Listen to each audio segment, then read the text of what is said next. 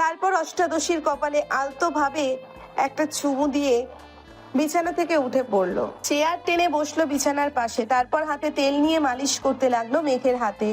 কিছুক্ষণের মধ্যেই হালিমা খান ফিরে আসলেন। হালিমা খানও মেয়ের ডান হাতে দুপায়ে মালিশ করে দিচ্ছেন আর একটু পর পর মেঘ ডাকছেন। বেশ খানিকক্ষণ পর মেঘের জ্ঞান ফিরেছে। সঙ্গে সঙ্গে আবির মেঘের হাত ছেড়ে দিয়েছে। হালিমা খান কান্না করতে করতে মেঘকে ডাকছে। মেঘ, এই মেঘ, কি হয়েছে তোর? মেঘ কয়েকবার পিটপিট করে চাইলো মায়ের দিকে। বুঝে উঠতে পারছে না তার সাথে এতক্ষণ কি ঘটেছে। মায়ের প্রশ্নের উত্তর দেওয়ার মতো শক্তি তার নেই। চোখ ঘুরিয়ে নিজের অস্তিত্ব বোঝার চেষ্টা করছে। নিচের রুমটা পরখ করতে লাগলো মেঘ। হঠাৎ দৃষ্টি পড়ে বাম পাশে চেয়ারে বসা আবির ভাইয়ের দিকে। মায়া ভরা দৃষ্টিতে তাকিয়ে আছে মেঘের দিকে। হালিমা খান মেঘের কপালে হাত রেখে আঁতকে উঠলেন, সঙ্গে একবার গলাতেও হাত রাখলেন। সহসা বলে উঠল, মেঘের তো জ্বর উঠতেছে। আবির গম্ভীর কণ্ঠে বলল, তুমি ওকে ওঠাও, আমি খাবার নিয়ে আসছি। ওষুধ খাইয়ে দিলে যদি একটু কমে। হালিমা খান চিন্তিত স্বরে বললেন। তানভীর কোথায় আছে? আবির শক্ত কণ্ঠে জবাব দিল, ওকে জানিয়েছি, আসতেছে। মেঘ নিস্তেজ অবস্থায় শুয়ে আছে। চোখ খুলে আবির ভাইকে দেখার শক্তিটুকু যেন পাচ্ছে না। কথা বলা তো বহু দূরের বিষয়। আবির নিচে গিয়ে একটা প্লেটে অল্প ভাত আর একটু তরকারি নিয়ে আসলো। হালিমা খান মেঘকে কোনো রকমে উঠিয়ে খাটের সাথে হেলান দিয়ে বসিয়ে নিচে ধরে রেখেছেন। আবির হাত মাখিয়ে মুখের সামনে ধরে ছোট করে বলল। হা কর। পুরুষালী কণ্ঠে কিছুটা কেঁপে ওঠে মেঘ। তৎক্ষণাৎ ছোট করে হাঁ করলো। আবির ভাই অষ্টাদশীকে নিচের হাতে খাইতে দিচ্ছে, কিন্তু অষ্টাদশীর মনের ভেতর আনন্দ নেই, নেই কোনো উত্তেজনা। যেই আবির ভাই তার মনের ভেতর সারাক্ষণ এক্কা দোক্কা খেলতো, সেই আবির ভাইকে চোখে মেলে দেখার সাধ্যই তার হচ্ছে না। কয়েক লোকমা ভাত কোনো রকমে গিললো। পরের বার দিতে গেলে আস্তে করে বামে ডালে ঘাড় ঘুরালো। আবিরও বুঝতে পারলো মেঘের অভিব্যক্তি। জোর করলো না আর। হাত ধুয়ে নিজের হাতেই মেঘের মুখ মুছে দিল। তারপর ঔষধ খাইয়ে একবার মেঘের কপালে হাত রাখলো। জ্বরের মাত্রা বাড়ছে। আবির শীতল কণ্ঠে বলল, মামনি, তুমি থাকো ওর কাছে। কোনো সমস্যা হলে আমায় ডেকো, আমি সজাগ আছি। আবির প্লেট হাতে নিয়ে চুপচাপ বেরিয়ে গেল রুম থেকে। 10-15 মিনিট পর তানভীর দৌড়ে বাড়িতে ঢোকে। এমপির গাড়ি করে ড্রাইভার এসে দিয়ে গেছে তানভীরকে। মেঘের রুমে গিয়ে কোমল কণ্ঠে মাকে শুধালো। কি হয়েছে মেঘের? মেঘের পাশে বসে কপালে হাত রাখলো। থার্মোমিটার এনে জ্বর মাপলো। 100 ডিগ্রি ফারেনহাইট তাপমাত্রা। মেঘ জ্বরে কাঁপতেছে। তানভীর ছুটে গিয়ে নিজের রুমের কেবিনেট থেকে আর একটা কম্বল এনে বোনের গায়ে ছড়িয়ে দিল। তারপর একটা ছোট রুমাল ভিজিয়ে কিছুক্ষণ জলপট্টি দিল। হালিমা খান এখনো ফুপিয়ে ফুপিয়ে কাঁদছেন। তানভীর মায়ের দিকে চেয়ে মোলায়েম কণ্ঠে বলল। ডাক্তার কি বলেছে? হালিমা খান কান্নারত কণ্ঠে বললেন, বলছেন সিরিয়াস কোনো সমস্যা না, রেস্ট নিতে আর চিন্তা কম করতে। ওষুধ দিয়ে গেছেন। তানভীর প্রশ্ন করলো। ঔষধ খাওয়ানো হয়েছে? হালিমা খান কোমল কণ্ঠে বললেন, হ্যাঁ, আবির খাইয়ে দিয়ে গেছে। তানভীর নমনীয় কণ্ঠে মাকে প্রশ্ন করলো। ভাইয়া কোথায়? কিছুক্ষণ হলো গেল এখান থেকে। তানভীর আর কিছু বলল না। চুপচাপ কিছুক্ষণ জলপট্টি দিল বোনের কপালে। তবে জ্বর কমার কোনো নামগন্ধ নেই। এদিকে আবির রুমে এসে ব্যালকনিতে পায়চারি করতে লাগলো। বাহিরে এখনো বৃষ্টি হচ্ছে। মাঝে মাঝে কিছুক্ষণ বিরতি নেয় আর ভারী বর্ষণ শুরু হয়। তাপমাত্রা কম থাকার পরও আবিরের শরীর ঘামছে। স্থির হতে পারছে না কোনোভাবেই। তামাটে চেহারা কুচকুচে কালো বর্ণের হয়ে আছে। দুপুরে খাবার খেয়েছিল, তারপর সন্ধ্যায় শুধু 1 কাপ কফি খেয়েছে। মধ্যরাত হয়ে গেছে, খায়নি এখনো, তাই মুখটা মলিন হয়ে আছে। হাতের অবস্থাও করুণ। বাসায় ফেরার পথে ব্যান্ডেজ খুলে ফেলেছিল। বৃষ্টির পানিতে কাটা অংশগুলো ফ্যাকাশে হয়ে গেছে। কিছুক্ষণ পর আবির বড় বড় পা ফেলে ছাদে চলে গেল। সম্পূর্ণ শরীর ভিজতে বেশি সময় লাগলো না। ছাদের কর্নার থেকে সিঙ্গেল সোফা টেনে মাঝ বরাবর রেখে সেখানে বসে পড়ল। অসীম দূরত্বে চেয়ে থাকে অনেকটা সময় ধরে। পরপর চোখ বন্ধ করে শ্বাস টেনে নিজেকে প্রশ্ন করলো, আমি কি এখন ফিরে ভুল করে ফেললাম? আবিরের মনে পড়ছে পুরনো স্মৃতি। এক প্রণয়িনীর 2 বছরের নীরবতা কুড়ে কুড়ে খাচ্ছিল তাকে। প্রিয় মানুষের উপস্থিতি যেমন বক্ষ স্পন্দন বাড়াতে সক্ষম, তার থেকেও বেশি কষ্টদায়ক নিজের প্রেয়সীকে গুরুগম্ভীর থাকতে দেখা, আর যার কারণ সে নিজেই। একটা সামান্য ভুলের কারণে গত 2 বছরে প্রেয়সী তার চোখে চোখ রাখেনি, এক টেবিলে একসাথে খেতেও বসেনি, মুখ ফুটে একটা কথা পর্যন্ত বলেনি। এর বেশি সহ্য করার ক্ষমতা একটা 18 বছরের যুবকের পক্ষে কখনো সম্ভব ছিল না। প্রেয়সীর প্রতি অনুভূতি তার 7 সাগরের পানির ন্যায়, যা কখনো পরিমাণ করা সম্ভব না। যখন তার সহ্যের সীমা শেষ হতে চলল, তখন তার সামনে 2টি রাস্তা ভেসে উঠছিল। এক স্কলারশিপে বিদেশ যাওয়া, দ্বিতীয় হলো ঢাকা ভার্সিটিতে পড়াশোনা। আবির বাড়ির প্রতিটি সদস্যের থেকে মতামত নিয়েছিল সেদিন।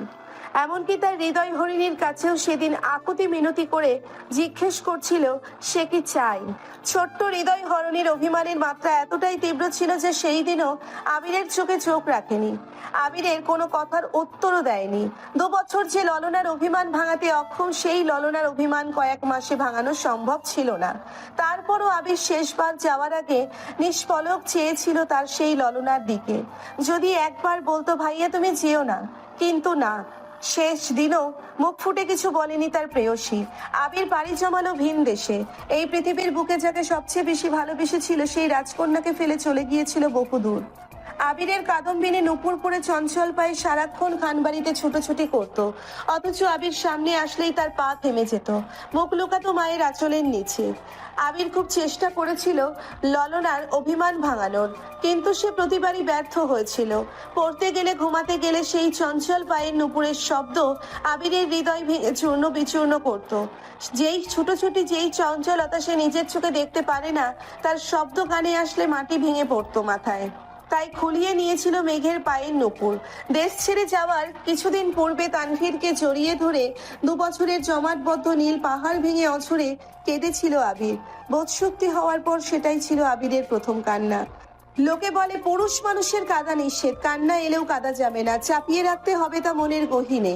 কিন্তু যখন জীবনের সবচেয়ে মূল্যবান জিনিসটা হারিয়ে যায়, বা নিজের থেকেও প্রিয় ব্যক্তির সাথে দূরত্ব বেড়ে যায়, তখন পুরুষ মানুষ চাইলেও নিজেকে শক্ত রেখে অনুভূতি চেপে রাখতে পারে না। তানভীর ভাই সেই মরা কান্না দেখে বিস্ময়কর চোখে তাকিয়েছিল। কয়েক মুহূর্ত পর আবিরকে জড়িয়ে ধরে কয়েক শতবার শুধু জিজ্ঞেস করেছিল, কি হয়েছে? কি হয়েছে ভাইয়া? কাঁদছো কেন? বলো আমায়। কিন্তু বাঁধহীন কান্নার ফলে আবির কোনো উত্তরই দিতে পারছিল না। পরক্ষণে তানভীর উপলব্ধি করেছিল হয়তো দেশ ছেড়ে, প্রিয়জনদের ছেড়ে চলে যাবে, তাই এভাবে কাঁদছে। সে আর প্রশ্ন করেনি, চুপচাপ ভাইয়ের কান্নার গভীরতা মাপতে ব্যস্ত হয়েছিল। আবিরের সেই ক্রন্দন স্থির হয়েছিল প্রায় 1 ঘন্টা। কান্নার মাত্রা কিছুটা কমার পর তানভীর ধীর কণ্ঠে শুধিয়েছিল, কি হয়েছে ভাইয়া? এভাবে কাঁদছো কেন?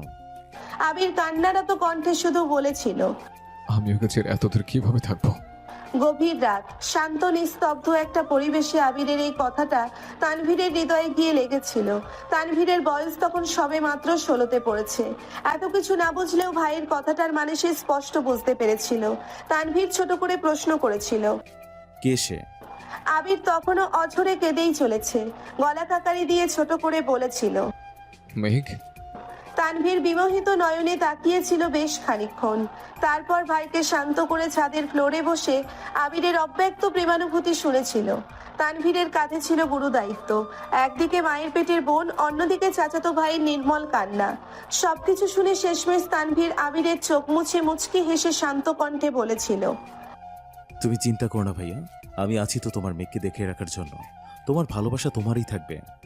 সেই রাতে 1 ফোঁটাও ঘুমায়নি 2 ভাই।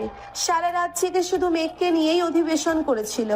এমনকি দেশ ছেড়ে যাওয়ার দিনও আবির তানভীরকে জড়িয়ে ধরে শুধু একটা কথাই বলেছিল, ওকে দেখে রাখিস, ওর উপর যেন কোনো আঁচ না পড়ে।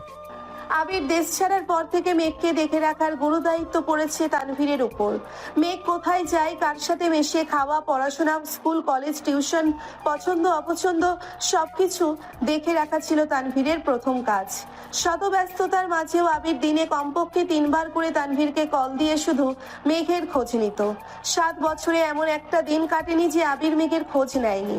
তবে গত 7 বছরে মেঘের কোনো ছবি দেখেনি আবির। তানভীর অনেকবার বলেছে, পাঠাতেও চেয়েছিল, কিন্তু আবিরের এক কথা, বেঁচে থাকলে দেশে ফিরেই মেঘকে দেখবে।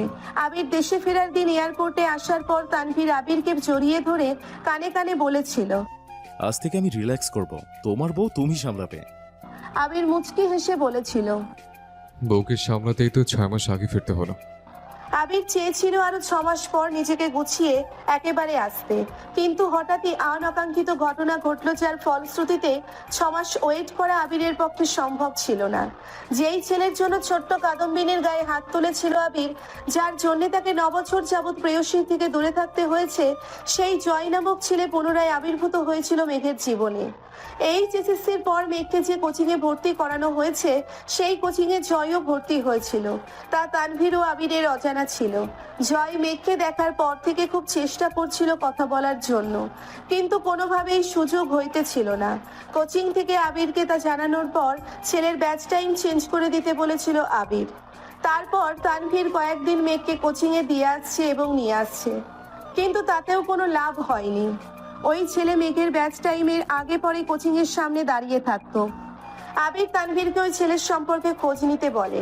দিন শেষে জানতে পারে এই ছেলেই ছোটবেলায় সেই জয়। এটা জানা মাত্র আবিরের মাথায় রক্ত উঠে গেছিল। এমার্জেন্সি ভিসা ম্যানেজ করে দেশে ফিরেছে। দেশে ফিরেই 9 বছরের রাগ, ক্রোধ, আক্রোশ সবটা ঢেলে জয়কে পিটিয়েছিল আবির। বর্তমান তানভীর ঘন্টাখানেক মেঘের মাথায় জলপট্টি দিয়েছে, কিন্তু জ্বর যেন কোনোভাবেই কমছে না। হালিমা খান ঘুমিয়ে পড়েছিলেন। হঠাৎ সজাগ হয়ে তানভীরকে জলপট্টি দিতে দেখে উদ্বিগ্ন কণ্ঠে জিজ্ঞেস করলেন, কিরে, তুই এখনো এখানে? সে কখন এসেছিস, খাবি না? তানভীর ছোট করে বলল। খিদে নেই। হালিমা খান পুনরায় বললেন। আবিরও মনে হয় খায়নি, দুই ভাই মিলে খেতে চা। তৎক্ষণাৎ আবিরের কথা মনে পড়ল তানভীরের। বিড়বিড় করে বলল, এই রে ভাইয়া, কোথায় আছো? সঙ্গে সঙ্গে বসা থেকে উঠে দাঁড়ালো। স্বাভাবিক কণ্ঠে মাকে বলল, আম্মু একটু পর বোনের জ্বরটা চেক করো, সমস্যা মনে হলে আমায় ডেকো। কোন রকমে কথাগুলো বলে স্পিডে বের হলো মেঘের রুম থেকে। এক ছুটে চলে গেল আবিরের রুমে, কিন্তু আবির রুমের কোথাও নেই, ব্যালকনিতেও নেই। তানভীর রুম থেকে বের হয়ে করিডোর থেকে নিচে দেখলো, নিচেও আবির নেই। তানভীর দৌড় দিল ছাদের দিকে। ছাদের দরজা থেকেই চোখ পড়লো আবির সিঙ্গেল সোফাতে বসে আকাশের পানে মুখ করে বসে আছে। এক মুহূর্ত দেরি না করে তানভীর বৃষ্টির মধ্যেই আবিরের কাছে দৌড়ে গেল। ছোটাছুটির ফলে তানভীরের শ্বাস নিতে কষ্ট হচ্ছে। কয়েকবার ঘন ঘন শ্বাস ছেড়ে আবিরকে ডাকলো। আইয়া, বৃষ্টির মধ্যে বসে আছো কেন? রুমে চলো। আবির আকাশের দিকে দৃষ্টি রেখেই শক্ত কণ্ঠে উত্তর দিল। তুই রুমে যা। তানভীর পুনরায় বলল। প্লিজ ভাইয়া, রুমে চলো। কি পাগলামি শুরু করেছো তোমরা? আবির ক্রন্দিত কণ্ঠে জবাব দিল। আমার জন্য মেঘেরা যে অবস্থা, আমার মরে যাওয়া উচিত। আবিরের অবিদিত কথায় তানভীরের প্রচন্ড রাগ হলো। রাগে ফুঁসতে ফুঁসতে বলল, তোদের মরতে হবে না, আমি মরে যাব, তাতেই তোদের শান্তি হবে। আবির ধমকের স্বরে বলল। তানভীর। তানভীর ধীর কণ্ঠে বলল, আমাকে ধমকাচ্ছ কেন? বনু না হয় অবুঝ, পাগলামি করে ফেলেছে, তাই বলে তুমি পাগলামি করছো কেন ভাইয়া? তোমার কি এমন কাজ করা মানাচ্ছে? রাকিব ভাইয়া তোমার অবস্থা থেকে ভয় পেয়ে আমাকে কল দিয়েছিল। তুমি যদি স্ট্রং না থাকো তাহলে মেয়েকে কে সামলাবে বলো? তুমি তো জানো ভাইয়া, আমার জীবনে মেঘ আর তুমি সবচেয়ে কাছের মানুষ। তোমার বা মেঘের কিছু হলে আমি বাঁচতে পারবো না। প্লিজ পাগলামি করো না, রুমে চলো। প্রথম কথাগুলো শক্ত কণ্ঠে বললেও শেষ কথাগুলো বলার সময় তানভীরের গলা ভিজে আসছিল। আবির যেন বিগ্রহের ন্যায় বসে আছে। তানভীর বেশ কিছুক্ষণ শান্ত কণ্ঠে আবিরকে বুঝিয়ে রুমে নিয়ে গেছে। আবিরকে শাওয়ার নিতে ঢুকিয়ে তানভীরও নিজের রুমে গিয়ে ফ্রেশ হয়ে এসেছে। আবিরের মুখোমুখি তানভীর বসেছে। ছাদে অন্ধকার থাকার কারণে আবিরের অভিব্যক্তি বোঝা যায়নি। আবিরের চোখ মুখ ফুলে আছে, দেখে বোঝাই যাচ্ছে বেশ খানিকটা সময় কেঁদেছে। তার উপর বৃষ্টি, এখনো চোখ টকটকে লাল হয়ে আছে। তানভীর আবিরের হাতটা সামনে এনে এপাশ ওপাশ ঘুরিয়ে দেখলো। হাতের অবস্থা খুব খারাপ। তানভীর ঔষধের বক্স থেকে একটা মলম বের করে অল্প অল্প করে লাগিয়ে দিচ্ছে। আবির দাঁতে দাঁত চেপে তা সহ্য করছে। গত 1 ঘন্টা যাবৎ আবিরকে বুঝিয়ে তানভীর রুমে এনেছে। এখন কোনোভাবেই রিয়াক্ট করা যাবে না। তানভীর যথেষ্ট শান্ত আর হাস্য উজ্জ্বল একটা ছেলে, তবে রাগ উঠলে কেমন যেন গম্ভীর হয়ে যায়। আবিরের হাতে মলম লাগিয়ে তানভীর আস্তে করে বলল, ব্যান্ডেজ করে দেবো ভাইয়া? আবির স্বাভাবিক কণ্ঠে জবাব দিল। ব্যান্ডেজ লাগবে না, খোলা রাখলে তাড়াতাড়ি ঠিক হয়ে যাবে। তানভীর স্বাভাবিক কণ্ঠে বলল। ভাইয়া খাবে না? আবির গম্ভীর কণ্ঠে উত্তর দিল। না। তানভীর কোমল স্বরে বলল। প্লিজ ভাইয়া চলো না, খেতে যাই। আবির নিরেট কণ্ঠে জানালো। আমি খাবো না বললাম তো, তুই খেয়ে নে। তানভীর বুঝতে পারলো ভাইকে জোর করে কোনো লাভ হবে না, তাই চুপচাপ রুম থেকে বেরিয়ে চলে গেল। আবিরের বাকি রাত কাটলো ব্যালকনিতে দাঁড়িয়ে। ধীরে ধীরে ভারী বর্ষণ কমেছে, ঝিরিঝিরি বৃষ্টিও একসময় কমেছে। ফরজের নামাজ পড়ার জন্য আবির বাসা থেকে বেরিয়ে গেছে, ফিরেছে ঘন্টা দুয়েক পর। প্রতিদিন সকালবেলা নিচে রান্না আর পেপার পড়ার ধুম লাগলেও আজ ড্রয়িং রুম সম্পূর্ণ ফাঁকা। আবির দীর্ঘ পায়ে সিঁড়ি দিয়ে উঠল। মেঘের রুমে সবাই হুমড়ি খেয়ে পড়েছে। আলী আহমেদ খান, মোজাম্মেল খান, ইকবাল খান থেকে শুরু করে বাড়ির 3 কর্তি, এমনকি মিম, আদিয়ার, তানভীরও উপস্থিত সেখানে। মেঘ শঙ্কিত হয়ে রইল। সবাই যেন একজোটে মেঘের উপর হামলা চালাচ্ছে। মেঘ সবার দিকে বারবার তাকাচ্ছে শুধু। মোজাম্মেল খান রাগান্বিত কণ্ঠে প্রশ্ন করলেন। বৃষ্টিতে ভিজতে গেছিলি কেন? বৃষ্টিতে ভিজলে যে জ্বর উঠবে সেই বোধশক্তি কি তোর হয়নি এখনো? ইকবাল খান মোজাম্মেল খানকে শান্ত করতে ব্যস্ত। এর মধ্যে আলী আহমেদ খান ধীর কণ্ঠে বলে উঠলেন।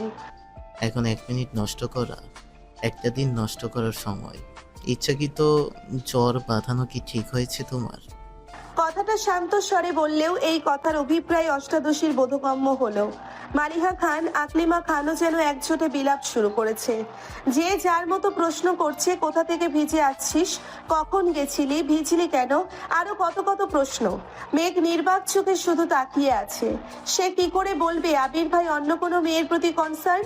এইটা সহ্য করতে না পেরে এমনটা করেছে। হালিমা খান কোমল কণ্ঠে বললেন। তোর জন্য খাবার নিয়ে আসি মা, অল্প খেয়ে নি প্লিজ। মেঘ সবার উপরে ওঠা রাগ যেন মায়ের উপর ছাড়লো। কাপা কাপা গলায় চিৎকার দিয়ে বলল। বললাম তো খাবো না, তেতো লাগে সবকিছু। কথাটা ঠিক মতো শেষও করতে পারলো না। আবির হাজির হলো রুমে। মেঘের দৃষ্টি আবিরের দিকে পড়তেই অকস্মাৎ কম্বল টানলো কপাল পর্যন্ত। আবির গম্ভীর কণ্ঠে বলল। এখানে এত ভিড় করার কি আছে? অসুস্থ রোগী দেখতে এসছো, দেখে চুপচাপ চলে যাবে। রোগী কি এত প্রশ্ন করছে কেন? ডাক্তার বলেছেন ওর কোনো প্রকার চাপ না দিতে। অনুগ্রহ করে ওকে একটু শান্তিতে থাকতে দাও। একদমে কথাগুলো বলল আবির। ইকবাল খান ভাতিজার রাগ বুঝতে পেরে শান্ত কণ্ঠে বলল। না মানে মেঘ জেনে বুঝে বৃষ্টিতে কেন ভিজতে, এটা সবাই জিজ্ঞেস করছিল, আর কিছুই না। আবির কণ্ঠ দ্বিগুণ ভারী করে বলল। ওর ইচ্ছে হচ্ছে বৃষ্টিতে ভেজার, তাই ভিজেছে। তাছাড়া জ্বর হলে মাথা ফ্রেশ হয়। এখন সবাই নাস্তা করতে চাও। মেঘ কম্বলের নিচ থেকে ভেঙচি কেটে মনে মনে বলল। যার জন্য করি চুরি সেই বলে চোর। আপনি আমায় বাধ্য করেছেন বৃষ্টিতে ভিজতে, আর এখন সবার সামনে সেটা আমার ইচ্ছে বলে চালিয়ে দিচ্ছেন। বাহ হিটলার, বাহ কি বুদ্ধি আপনার। বাড়ির কেউ কোনো কথা বলল না। চুপচাপ সকলে রুম থেকে বের হতে লাগলো। আবির গম্ভীর কণ্ঠে বলল। তানভীর, মেঘের জন্য নাস্তা নিয়ে আয়। হালিমা খানও চলে গেলেন মেঘের নাস্তা রেডি করতে। মেঘ তখনও কপাল পর্যন্ত কম্বল টেনে রেখেছিল। রুম নিস্তব্ধ হয়ে যাওয়ায় মেঘ ভেবেছে সবাই চলে গেছে, তাই এক আঙ্গুলে আস্তে করে কম্বলটা কপাল থেকে নামাতেই চোখ পড়ল আবির ভাইয়ের শানিত চোখের দিকে। মেঘ আর আবিরের চোখাচোখি হতেই আবির একটানা দুবার ভ্রু নাচালো। আবির ভাইয়ের এমন কাণ্ডে মেঘ হেসে ফেলল। তৎক্ষণাৎ মনে পড়ে গেল ও তো আবির ভাইয়ের উপর রেগে আছে। অকস্মাৎ মুখ গোমরা করে ফেলল মেঘ। আবির চেয়ার টেনে মেঘের বিছানার পাশে বসে মৃদু কণ্ঠে শুধালো। এখন কেমন লাগছে? জ্বর কি কমেছে? মেঘ ওষ্ঠ উল্টালো, কিছুই বলল না। আবির সহসা মেঘের কপালে হাত রাখলো, সাথে একবার গলায় হাত রেখে সঙ্গে সঙ্গে কপাল কুঁচকে হাত সরিয়ে নিল। তটস্থ হয়ে বলল। এখনো তো অনেক জ্বর। বসা থেকে উঠে টেবিল থেকে থার্মোমিটার নিয়ে বিছানায় বসে মেঘের জিহ্বার নিচে ধরলো। মেঘ হাঁ করে তাকিয়ে আছে আবির ভাইয়ের দিকে। আবির কপাল কুঁচকে তাকিয়ে রইল মেঘের দিকে। দুজনেই নিস্তব্ধ, দুই জোড়া চোখ গভীরভাবে অনুবন্ধী। মেঘের বুকের ভেতর তোলপাড় শুরু হচ্ছে। এর মধ্যে তানভীর গলা খাকারি দিয়ে রুমে ঢুকলো। তৎক্ষণাৎ দৃষ্টি সরিয়ে নিল আবির। তানভীরের কণ্ঠ শুনে মেঘও দৃষ্টি সরিয়ে ভাইয়ের দিকে চাইলো। আবির থার্মোমিটার চেক করতে ব্যস্ত হলো। তানভীর ভাইয়ের দিকে প্লেট বাড়াতেই মেঘ চোখ গোল গোল করে তাকালো। মনে মনে বলল, এখনো কি আবির ভাই খাইয়ে দিবেন আমায়? আবির কোনো দিকে না তাকিয়ে ছোট করে বলল, তুই খাইয়ে দে। তানভীর বিস্ময় সমেত তাকালো আবিরের দিকে। আবির তানভীরকে চোখ দিয়ে ইশারা করতেই তানভীর স্বাভাবিক ভঙ্গিতে বলল, ঠিক আছে, আমি খাইয়ে দিচ্ছি। আবির বিছানা থেকে উঠে চেয়ারে বসে আছে। তানভীর মেঘকে উঠিয়ে খাওয়ানো শুরু করলো। মেঘ জোর করে অল্প অল্প খাচ্ছে। তানভীর মেঘকে এটা সেটা বলে বলে বোঝাচ্ছে আর খাওয়াচ্ছে। আবির যেন নীরব দর্শক, একবার ফোনের দিকে দেখছে, একবার মেঘের খাওয়া দেখছে। কোনো মতে অল্প খেয়ে মেঘ শীতল কণ্ঠে বলল, আর খাবো না ভাইয়া। তানভীরও আর জোর করলো না, পানির গ্লাস এগিয়ে দিল মেঘের দিকে। খাওয়া শেষে পানির গ্লাস টেবিলে রাখতে রাখতে তানভীর বলে উঠল, ভাইয়া, বনুকে ওষুধ খাওয়াতে যাও প্লিজ। আমি নিচে যাচ্ছি, খুব ক্ষুধা লেগেছে। তানভীর রুম থেকে বেরিয়ে নিচে চলে গেছে। আবির ফোন পকেটে রেখে টেবিল থেকে ঔষধ রেডি করে মেঘের দিকে এগিয়ে গেল। মেঘও মাথা নিচু করে ঔষধগুলো খেয়ে নিল। আবির নিরেট কণ্ঠে বলল, সাবধানে থাকিস। আবির চলে যেতে নিলে মেঘ আবিরের ডান হাত আঁকড়ে ধরে। সহসা আবির ব্যথায় উফ করে উঠল। মেঘ সঙ্গে সঙ্গে হাত ছেড়ে দিল। মেঘ ভেবেছে আবির হয়তো বিরক্ত হয়েছে মেঘের ছোঁয়াতে। অকস্মাৎ মেঘের মনটা খারাপ হয়ে গেল। কাঁদো কাঁদো কণ্ঠে মেঘ বলল, আমি মরে গেলে আপনি? এতটুকু বলতেই আবির অগ্নি দৃষ্টিতে চাইল অষ্টাদশীর দিকে। মেঘ কথা সম্পন্নও করতে পারল না। আবির রাগান্বিত কণ্ঠে বলল, চুপ। আর কোনোদিন যদি তোর মুখে এই কথা শুনে, তাহলে ওই দিনে তোকে মেরে বুড়িগঙ্গে ফেলে দিয়ে আসবো। মেঘের ছোট হৃদয়টা আবির ভাইয়ের কথায় আবারও চূর্ণ বিচূর্ণ হলো। একটু রম্য স্বরেও তো বলতে পারতেন, তা না মেরে ফেলবেন। মেঘের অক্ষিপট ভিজে আসছে, চিবুক নামিয়ে বিড়বিড় করে বললে, এই বাড়ির কেউ আমায় ভালোবাসে না, সবাই শুধু বকে। সবার রাগ ছাড়ার জন্য একমাত্র জায়গা আমি। কেউ কেউ তো আমার গায়েও হাত তুলেন। শেষ কথাটা বলে আবিরের দিকে তাকালো। পল্লব ঝাপটা দিয়ে গাল বেয়ে অশ্রু গড়িয়ে পড়ল। আবির অষ্টাদশীর মুখের পানে চেয়ে মনে মনে বলল, এই কেউটা তোকে ইচ্ছাকৃত মারতে চায়নি। এটা কি করে বোঝাবো তোকে?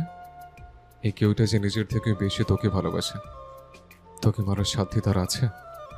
আমি পারছি না তোকে বুকে জড়িয়ে চিৎকার করে বলতে যে তুই আমার সব কিছু, তোকে ছাড়া আমি নিঃস্ব।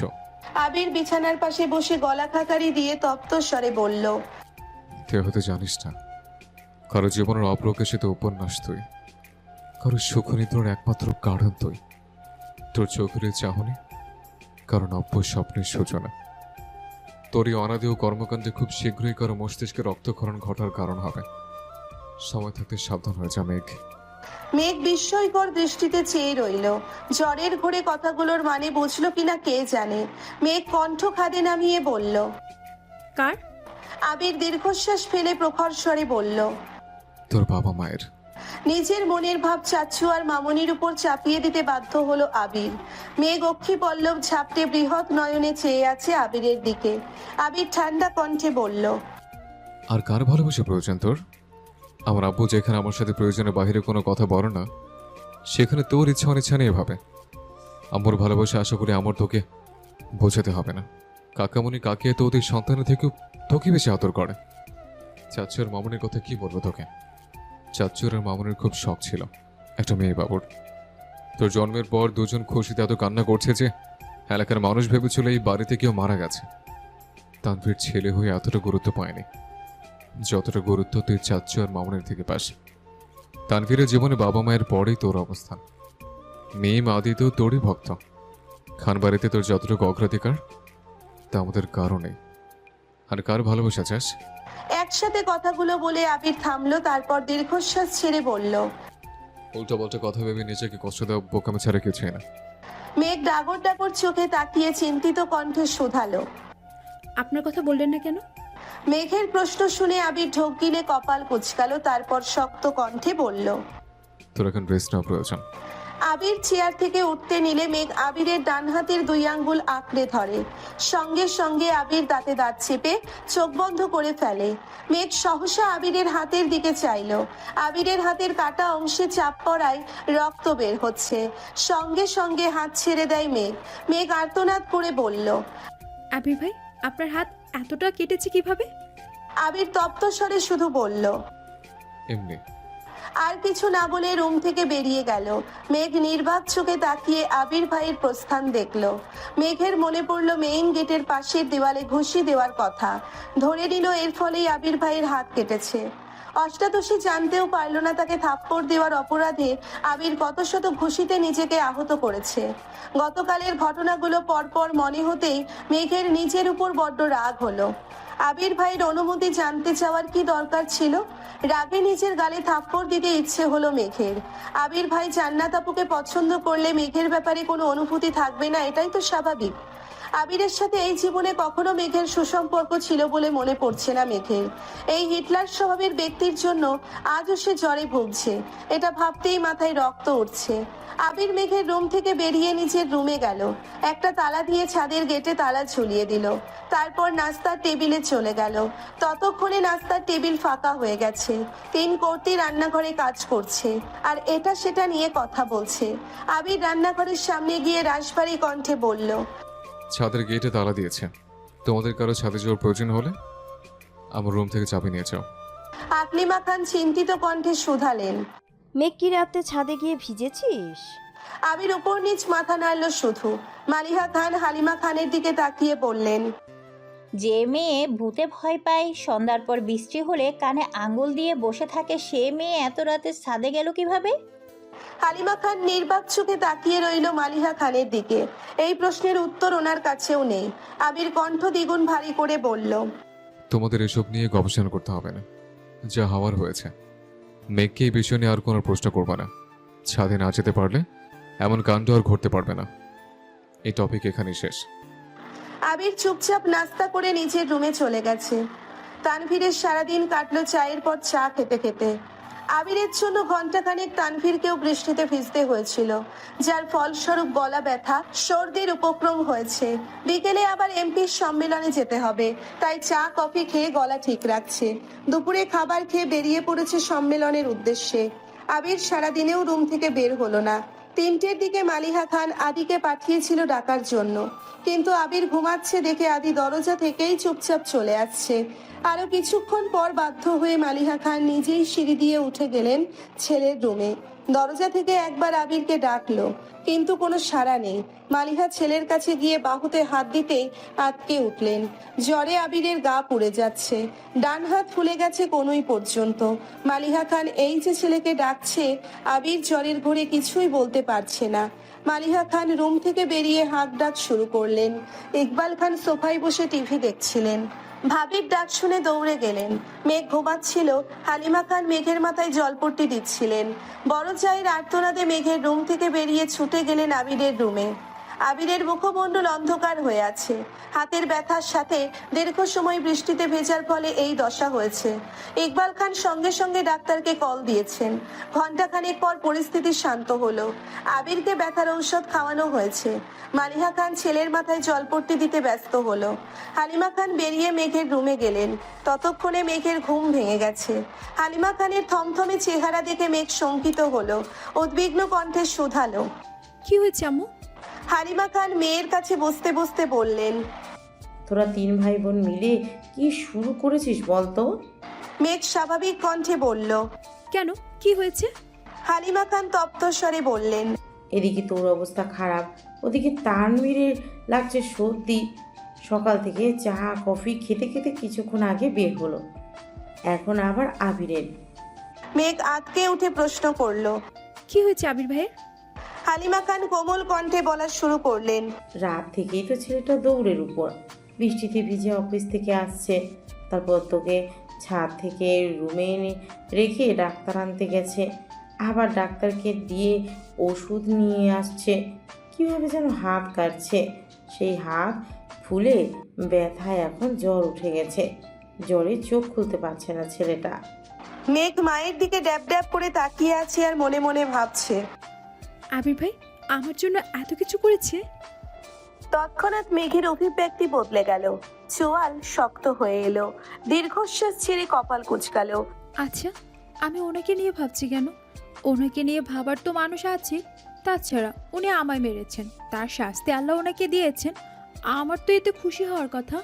কথাগুলো ভেবেই গাল ফুলালো। তারপর মায়ের মলিন মুখের পানে একবার তাকিয়ে আবার মনে মনে বলা শুরু করলো, যেখানে আম্মু আব্বু আর ভাইয়া কোনোদিন আমার গায়ে হাত তুলেনি, সেখানে উনি আমার গায়ে হাত তুললেন কোন অধিকারে, তাও আবার আরেকজনের জন্য। উনি আমাকে পছন্দ করলেও মেনে নিতাম, উনি তো জান্নাত আপুকে ভালোবাসেন, তাহলে আমার উপর অধিকার দেখাতে আসলেন কেন? কারো জীবনে অবাঞ্ছিতের ন্যায় পড়ে থাকার চেয়ে একাকী জীবন কাটানো অনেক ভালো। আমি আপনার জীবনে অবাঞ্ছিত হয়ে থাকতে চাই না। আজ থেকে আমার মনে হিটলারের কোনো অস্তিত্ব থাকবে না। একবার সুস্থ হয়ে শুধু আমার জীবনের সকল সিদ্ধান্ত আমি নিব। আমার ব্যাপারে কাউকে নাক গলাতে দিব না। হালিমা খান মেয়ের কপালে হাত রেখে ব্যস্ত হলেন জলপট্টি দেওয়ার জন্য। গত রাত থেকে নাওয়া খাওয়া এক করে মেয়ের যত্ন নিচ্ছেন। চোখ মুখে ক্লান্তির ছাপ স্পষ্ট। মেঘের মাথায় জলপট্টি দিতে দিতে মেঘের চুলে হাত দিলেন। দীর্ঘ চুলে জট লেগে অগোছালো হয়ে আছে। হালিমা খান কোমল কণ্ঠে মেয়েকে বললেন, তুই সুস্থ হলে তোকে নিয়ে পার্লার যাব। মেঘ ছোট করে শুধালো, কেন? হালিমা খান শ্বাস ছেড়ে শীতল কণ্ঠে বললেন, তোর চুলগুলো কাটাতে হবে। মেঘ আঁতকে উঠে বলল, না, চুল ছোট করব না আমি। হালিমা খান মেয়ের মাথায় হাত বুলাতে বুলাতে ঠান্ডা স্বরে বোঝাচ্ছেন, তুই তো নিজের যত্নই নিতে পারিস না, চুলের যত্ন কিভাবে নিবি? তার থেকে ভালো এখন চুলগুলো কেটে দিলে ভর্তি পরীক্ষা দিতে দিতে দেখবি বড় হয়ে গেছে। মেঘ চুপচাপ মায়ের কথা শুনছে, কোনো প্রতিবাদ করলো না। চোখ বন্ধ করে শুয়ে আছে। এখনো জ্বর 100 ডিগ্রি ফারেনহাইটেই আছে। ঔষধ খাওয়ানো হচ্ছে, তারপরও কমছে না। প্রয়োজন ছাড়া কারোর সাথে কথা বলে না, সারাক্ষণ চোখ বন্ধ করেই শুয়ে থাকে, আর না হয় ঘুমায়। তানভীর বিকেলে বের হয়েই এমপির সম্মেলনে গেল। সেখানে প্রোগ্রাম শেষ করে তারা কয়েকজন মিলে এলাকায় বেরিয়েছে ভোট চাওয়ার জন্য। এক গলিতে কয়েকটা বাসায় ভোট চাওয়ার পর আচমকা তানভীরের নজর পড়ে মেইন রোডে। সাথের কয়েকজনকে দায়িত্ব দিয়ে তানভীর দৌড়ে বেরিয়ে এসেছে গলি থেকে। মেইন রোডে এসে গলা উঁচু করে ডাকলো, এই মেয়ে দাঁড়াও। বন্যা সহসা পিছনে ঘুরল। তানভীরকে দেখে বিস্মিত হয়ে বলল, ভাইয়া আপনি? তানভীর কয়েক কদম এগিয়ে বন্যার মুখোমুখি হয়ে গম্ভীর কণ্ঠে প্রশ্ন করলো, আমি তোমার কোন জন্মের ভাই? তানভীরের গোমরামুখ কথায় বন্যা কিছুটা ভ্যাবাচাকা খেল। উদ্বিগ্ন কণ্ঠে বলল, না মানে আপনি মেঘের ভাইয়া তাই। তানভীর এবার কিছুটা কড়া স্বরে বলল, আমাকে ভাইয়া ডাকার অধিকার শুধু মেঘের। তোমার ইচ্ছে থাকলে তানভীর ভাইয়া বলতে পারো, মায়ের পেটের ভাইয়ের মতো ভাইয়া ভাইয়া বলে ডাকবে না। বন্যা আস্তে আস্তে বিড়বিড় করলো, মেঘের ভাইগুলো এমন কাঠখোট্টা কেন? এতদিন শুধু মেঘের মুখে শুনতাম, এখন দেখি সত্যি সত্যি। তানভীর টিস্যু দিয়ে নাক মুখে ছোট করে শুধালো। কোথায় যাওয়া হচ্ছিল? বন্যা তথস্থ হয়ে বলল। ফুচকা খেতে। বন্যা পুনরায় স্বাভাবিক কণ্ঠে প্রশ্ন করলো, আপনি এখানে কেন ভাইয়া? প্রশ্ন শেষ করার আগেই চোখ পড়ল তানভীরের দিকে। তানভীর তীক্ষ্ণ দৃষ্টিতে চেয়ে আছে। বন্যা ঢোক গিলে ছোট করে বলল, সরি তানভীর ভাই। তানভীর মুচকি হেসে উত্তর দিল। সামনে নির্বাচন, তাই ভোট চাইতে এসেছিলাম। বন্যা নিরুদ্বেগ কণ্ঠে বলল। ও। তানভীর কপাল কুঁচকে বলল, এভাবে রিয়াক্ট করলা কেন? আমাদের এমপি কি পছন্দ না? ভোট দিবে না? বন্যা আতঙ্কিত হয়ে তাকালো তানভীরের দিকে। ডানে বামে মাথা নাড়িয়ে বলল, না না তেমন কোনো বিষয় না, তাছাড়া আমি তো ভোটারই হইনি। তানভীর বিরক্তি নিয়ে বলল, তাতে কি হয়েছে? তোমার আব্বু আম্মু বড় বোন তো আছে, তারা তো ভোটার। যেভাবে রিয়াকশন দিচ্ছ মনে হচ্ছে গোষ্ঠীর কাউকে ভোট দিতে দেবে না। বন্যা মুখ ফুলিয়ে শ্বাস ছেড়ে আস্তে করে বলল, আপনাদের এমপিকেই ভোট দিতে বলল। তানভীর মোলায়েম কণ্ঠে বলল, ঠিক আছে, এখন বাসায় যাও, কিছুক্ষণের মধ্যেই তোমাদের বাসায় আসছি। সবাইকে হালকা নাস্তা দিও। বন্যা চোখ গোল গোল করে চাইলো, তারপর ছোট করে বলল, আমি ফুচকা খেতে যাচ্ছিলাম। তানভীর কণ্ঠ ভারী করে বলল। একদিন ফুচকা না খেলে কি মরে যাবে? বন্যা নির্বাক চোখে চেয়ে রইল। তানভীর গলা খাকারি দিয়ে পুনরায় বলে উঠল, ভেবো না তোমাকে জোর করছি। সত্যি বলতে সম্মেলন থেকে সরাসরি এদিকে চলে এসেছি। ওরা সকালের পর থেকে এখনো কিছু খায়নি। তোমাদের এদিকে নাস্তা খাওয়ার মতো কোনো দোকান রেস্টুরেন্ট কিছুই পাইনি। কাজ না শেষ হলে যাওয়া সম্ভব না, আবার সন্ধ্যার আগে কাজ শেষ করতে হবে। তুমি বনুর বেস্ট ফ্রেন্ড, সেই সুবাদে তোমাকে বলছি, আমাকে না খাওয়ালেও চলবে। ওদের জন্য একটু চা বিস্কুট আর হালকা নাস্তার ব্যবস্থা করে দিলে খুব ভালো হতো। বন্যা স্বাভাবিক কণ্ঠে বলল, জি অবশ্যই, আমি বাসায় গিয়ে ব্যবস্থা করছি। আপনি সবাইকে নিয়ে বাসায় আসবেন প্লিজ। বন্যা পুনরায় প্রশ্ন করল। বাসা চেনেন? তানভীর ওপর নিচ মাথা নাড়ল। বন্যা আর কথা না বাড়িয়ে চুপচাপ বাসার দিকে হাঁটা দিল। বন্যাদের মধ্যবিত্ত পরিবার, বাবা সরকারি কর্মকর্তা, বন্যারা 2 বোন আর 1 ভাই।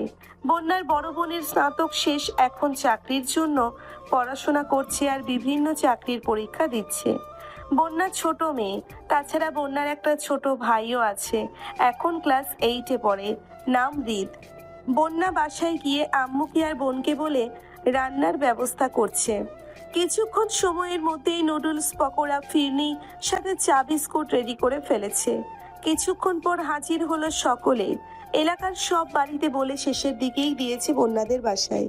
কলিং বেল চাপতেই কিছুক্ষণের মধ্যে বন্যা এসে দরজা খুলে দিল। তানভীর দুটো শপিং ব্যাগ এগিয়ে দিল বন্যার দিকে। বন্যার আম্মু সকলকে নাস্তা দিতে ব্যস্ত। বন্যার বোন কাজ শেষ করে আগেই নিজের রুমে চলে গেছেন।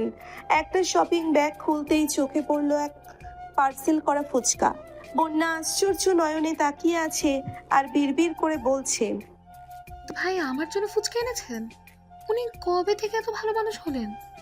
তারপর দ্বিতীয় শপিং খুলে দেখলো এতে আপেল, মালটা আরো কি ফল। বন্যাদের বাসায় টুকটাক নাস্তা করে বেরিয়ে পড়ছে সকলে। বন্যা রান্নাঘর থেকে বেরিয়ে মায়ের সাথে মেইন গেট পর্যন্ত এসে দাঁড়িয়েছে। তানভীর হাসি মুখে বন্যার মায়ের বিদায় নিল। তারপর বন্যার দিকে চেয়ে স্বাভাবিক কণ্ঠে বলল, তোমার বান্ধবী অসুস্থ, খোঁজ নিও ওর, আসছি। তারপর চুপচাপ বেরিয়ে চলে গেল তানভীর। তানভীর যাওয়ার পরপরই বন্যার রুমে এসে মেঘকে কল দিল। টানা 2 বার কল বেজে শেষ হয়েছে, তৃতীয়বার রিসিভ হলো। বন্যা চিন্তিত স্বরে শুধালো, তুই নাকি অসুস্থ? কি হয়েছে তোর? মেঘ জ্বরের ঘোরে কথা বলতে পারছে না, কাঁপা কাঁপা গলায় বলল। জ্বর? তোকে কে বললো? বন্যা স্বাভাবিক কণ্ঠে জবাব দিল। তানভীর ভাই আসছিল, উনিই বলে গেলেন।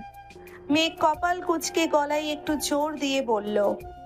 ভাইয়া তোদের ওখানে গিয়েছিল কেন?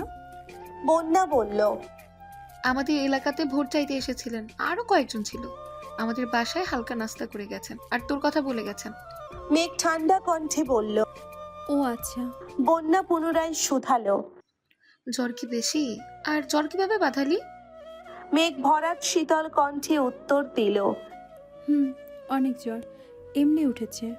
মেঘ মনে মনে ভাবছে, আবির ভাই থাপ্পড় মেরেছে, এটা কোনোভাবেই বন্যাকে বলা যাবে না। বন্যা উত্তেজিত কণ্ঠে বলল। বেবি শোন না। মেঘ জ্বরের ঘোরেই বলছে। বল, শুনছি। বন্যা দ্বিগুণ উত্তেজিত কণ্ঠে বলল, জানিস তোর ভাই তো আমার জন্য ফুচকা নিয়ে আসছে আজ। মেঘ এবার চোখ গোল গোল করে চাইল, গলা ছেড়ে বলল। কাহিনী কি পুরোটা বলতো। বন্যা এবার স্বাভাবিক কণ্ঠে সম্পূর্ণ ঘটনা খুলে বলল। সবটা শোনার পর মেঘের সোজাসাপটা উত্তর। শোন, আমার ভাই যতই রাগ দেখাক না কেন, দিন শেষে আমার পছন্দের সব জিনিস ভাইয়াই এনে দেয়। আবির ভাইয়ের মতো এত নিষ্ঠুর না, তাই ভবিষ্যতে আমার ভাইয়াকে নিয়ে বাজে কথা বলবি না। বন্যা উদ্বিগ্ন কণ্ঠে বলল। আবির ভাইয়ের সাথে আবার কিছু হয়েছে নাকি? মেঘ থাপ্পড়ের কথা এড়িয়ে গিয়ে বলল। ওনার ফোনে একটা মেয়ের ছবি দেখেছি, তাছাড়া জান্নাত আপুর সাথেও গতকাল কত মধুর সুরে কথা বলেছেন। আমার মনে হয় জান্নাত আপুকে উনি পছন্দ করেন। বন্যা বিরক্তি নিয়ে বলা শুরু করলো। ফালতু ব্যাটারি নিয়ে একদম ভাববি না তুই। তোর জন্য কিউট একটা বয়ফ্রেন্ড খুঁজে দিব। তুই কোনো চিন্তা করিস না, ওই ব্যাটার কথা তো ভুলেও ভাববি না। ওই ব্যাটা কি হারাচ্ছে সেটা একদিন ঠিকই বুঝবে। মেঘের অক্ষিপট ভিজে আসছে, কলা কাকারি দিয়ে আস্তে করে বলল। সময় পেলে আমায় দেখতে আসিস, রাখছি এখন। সঙ্গে সঙ্গে কল কেটে দিল মেঘ। বন্যাও বুঝতে পারলো মেঘের মন খারাপ, তাই আর বিরক্ত করেনি। মেঘ নীরবে কিছুক্ষণ চোখের জল ফেলে বিড়বিড় করে বলল। আমাকে অনুভূতিহীন আর নিষ্ঠুর হতে হবে, যাতে দুনিয়ার কোনো কষ্ট আমায় ছুঁতে না পারে। তারপর রুমের ছাদের দিকে চেয়ে অন্যমনস্ক কণ্ঠে গুনগুন করে গান গাইছে। রাত 9টার দিকে আলী আহমেদ খান আর মোজাম্মেল খান বাসায় ফিরেছেন। খাওয়া দাওয়া শেষ করে আবিরকে দেখতে এসেছেন। কিছুক্ষণের মধ্যে তানভীর ও বাসায় ঢুকেছে। নিজের রুমে গিয়ে ফ্রেশ হয়ে মেঘের রুমে গেল। হালিমা খান মেঘের মাথায় জলপট্টি দিচ্ছেন। মেঘ চোখ বন্ধ করে শুয়ে আছে। মেঘের কাছে কিছুক্ষণ বসে আবিরের রুমে চলে গেল তানভীর। মালিহা খান ছেলের মাথার কাছে বসে বসে মাথায় হাত বোলাচ্ছেন। জ্বর কিছুটা কমেছে, তবে হাতে হালকা ব্যথা, সাথে ফুলাটাও আছে। আলী আহমেদ খান আর মোজাম্মেল খান চেয়ারে বসে আছেন। তানভীর রুমে ঢুকে অন্যমসে ঘুরে এসে আবিরের বিছানায় বসলো। কপালে হাত দিয়ে তাপমাত্রা বোঝার চেষ্টা করলো। আলী আহমেদ খান গম্ভীর কণ্ঠে বললেন, আবার কোথায় মারপিট করেছিলে? আবির নিস্তব্ধ হয়ে ছাদের দিকে চেয়ে আছে। আলী আহমেদ খান পুনরায় শুধালেন, কি হলো? কাকে মেরে নিজের হাতের এই অবস্থা করেছো? আবির আব্বুর দিকে চেয়ে নরম স্বরে বলল, আমি খুবই ভদ্র ছেলে, মারপিট একদমই পছন্দ করি না। আপনি শুধু শুধু টেনশন করেন আমাকে নিয়ে। আবিরের ভাবের কথা শুনে তানভীর বিস্ময় চোখে চেয়ে আছে আর মনে মনে বলছে, বাহ ভাইয়া বাহ, কি নাটকটা নাই করছো। বলতেই হয়, আপনি গুরু আমি শিষ্য, বুদ্ধি আমার কম। আপনি বুঝাই দিলে বুঝতে সক্ষম। মোজাম্মেল খান কঠিন স্বরে বলে উঠলেন, মারপিট যদি নাই করবা তাহলে এই অবস্থা হলো কেন শরীরের? আবির আমতা আমতা করে বলল। রাস্তায় কিসের সাথে ধাক্কা লেগে কেটে গেছিল? তানভীর মিটিমিটি হাসছে আর মনে মনে বিড়বিড় করছে। আহারে বেচারা ভাই আমার। আলী আহমেদ খান বিরক্তির স্বরে বললেন, আগে বলেছিলাম বাইক না কিনতে। 3-3টা প্রাইভেট কার থাকার পরও তোমাদের হয় না। আজকে যদি গাড়িতে চলাচল করতে তাহলে বৃষ্টিতে ভিজতেও হতো না, হাতের এই অবস্থাও হতো না, আর এখন এইভাবে জোরে পড়ে থাকতে না। শ্বাস ছেড়ে আবার বলা শুরু করলেন, ঠিক তো, তোমার বন্ধু সেই দিন এসে তোমার কোম্পানির ওপেনিং এর ডের ইনভাইটেশন নিয়ে গেল। তুমি আত্মরা হয়ে পড়ে থাকলে ওপেন কে করবে? আবির ছোট করে বলল। আমিই করব। কপাল কুঁচকে আলী আহমেদ খান হুঙ্কার দিয়ে বললেন, ওসব ভণ্ডামি বাদ দিয়ে কাজে মনোযোগ দাও। মারপিট করে জীবনে কিছুই করতে পারবা না, শুধু শত্রুর সংখ্যাই বাড়াবা। কোম্পানি শুধু করার অনুমতি চেয়েছো, অনুমতি দিয়েছি। এখন যদি কোম্পানির কাজের বাইরে নিজের মর্জি মতো চলো তাহলে আমাকেও কঠোর হতে হবে, এই আমি বলে রাখলাম। মালিহা খান কোমল কণ্ঠে বললেন, ও তো বলল মারপিট করেনি। আলী আহমেদ খান গম্ভীর কণ্ঠে বলল, তোমার ছেলের বয়সটা আমিও পার করে এসেছি। কোন কারণে কি হতে পারে সে সম্পর্কে আমার সম্পূর্ণ ধারণা আছে। একটা সময় রাজনীতি আমিও করেছি, রাজনীতির জন্য কত কত জায়গায় আমিও মারপিট করেছি। কি লাভ হয়েছে তাতে? দিন শেষে সব ছেড়ে ব্যবসা শুরু করতে হয়েছে। তোমার ছেলেকে সময় থাকতে বোঝাও, এসব ঝামেলাতে না জড়িয়ে কাজে মন দিতে। আলী আহমেদ খানের কথা শুনে আবির, তানভীর আর মালিহা খান তিনজনই বিস্ময়কর দৃষ্টিতে তাকিয়ে রইল। কিছুক্ষণ পর মালিহা খান নরম স্বরে বলে উঠলেন, আপনার রক্তই তো পেয়েছে। বড় আম্মুর কথা শুনে তানভীর ফিক করে হেসে উঠল। আলী আহমেদ খান বিরক্ত হয়ে বললেন, তোমরা ছেলেকে লাই দিয়ে মাথায় তুলেছ, তোলো তোলো, আমার সমস্যা নেই। একদিন শুধু আমার কানে ওর মারপিটের খবর আসুক। কথা না শেষ করেই রাগে ফুঁসতে ফুঁসতে চলে গেলেন আলী আহমেদ খান। তানভীর নিঃশব্দে হেসেই চলেছে। মোজাম্মেল খান কঠিন স্বরে বলে উঠলেন, এত হেসে লাভ নেই। রাজনীতি করার অনুমতি পেয়েছো বলে যা তা করে বেড়াবে তা কিন্তু সহ্য করবো না আমরা। তোমাদের দু ভাইকেই সাবধান করে দিচ্ছি, এই বাড়িতে থাকতে গেলে বাধ্য ছেলের মতোই থাকতে হবে। মোজাম্মেল খানও বেরিয়ে গেছেন। মালিহা খান ছেলের মাথায় হাত বোলাতে বোলাতে বললেন, তুই এত বছর বাহিরে ছিলি, এখানে কার সাথে ঝামেলা করিস? আবির কপাল কুঁচকে তাকালো মায়ের দিকে, কণ্ঠ ভারী করে বলল, আম্মু, তুমি অন্তত এসব কথা বলো না। আমি মারপিট করিনি, এমনি কেটে গেছে। এত চিন্তা করো না তো। আবির শ্বাস ছেড়ে আবার বলল, বিশ্বাস না করলেই তোমার সঙ্গে তানভীরকে জিজ্ঞেস করছি। কি রে তানভীর, আমি কি মারপিট করি? আবিরের এরকম প্রশ্নে ভ্যাবাচেকা খেল তানভীর। কিছুটা নড়ে চড়ে হাসি চেপে বলল, না, একদমই না।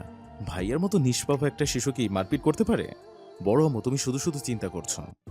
মালিহা খান কিছু বলার আগেই আবির বলে উঠল, আম্মু, তুমি এখন আব্বুর কাছে যাও। রাগে ফুঁসতেছে মনে হয়। তুমি ওনাকে সামলাও গিয়ে। আমি ঠিক আছে, সমস্যা হলে কল দেবো না। মালিহা খানও ছেলের কথা মতো বেরিয়ে মেঘকে দেখে নিচে চলে গেলেন। আবির মোলায়েম কণ্ঠে তানভীরকে শুধালো। মেঘ কেমন আছে? তানভীর স্বাভাবিকভাবেই উত্তর দিল। শরীরের তাপমাত্রা তো কমছে না, ঘুমাচ্ছে দেখে আসলাম। আম্মু বললো বিকালে একটু নাকি কমেছে জ্বর। আবিরের চেহারায় চিন্তিত ভাব স্পষ্ট বোঝা যাচ্ছে। তানভীর কিছুটা তপ্ত স্বরে বলল। নিজেকে আঘাত করে কি লাভ হলো? দিব্যি দুইজন দুই রুমে পড়ে অসুস্থতায় ভুগছ। তুমি সুস্থ থাকলে তো বনুর কেয়ার করতে পারতা। আবির চুপচাপ শুয়ে আছে, কিছুই বলছে না। আবিরকে নীরব থাকতে দেখে তানভীর ছোট করে শুধালো। ব্যথা কমেছে হাতের? আবির গম্ভীর কণ্ঠে উত্তর দিল। কিছুটা। তানভীর পুনরায় প্রশ্ন করলো। খেয়েছো ভাইয়া? আবির সঙ্গে সঙ্গে উত্তর দিল। হ্যাঁ। আবির হঠাৎই তীক্ষ্ণ দৃষ্টিতে চেয়ে তানভীরকে প্রশ্ন করলো।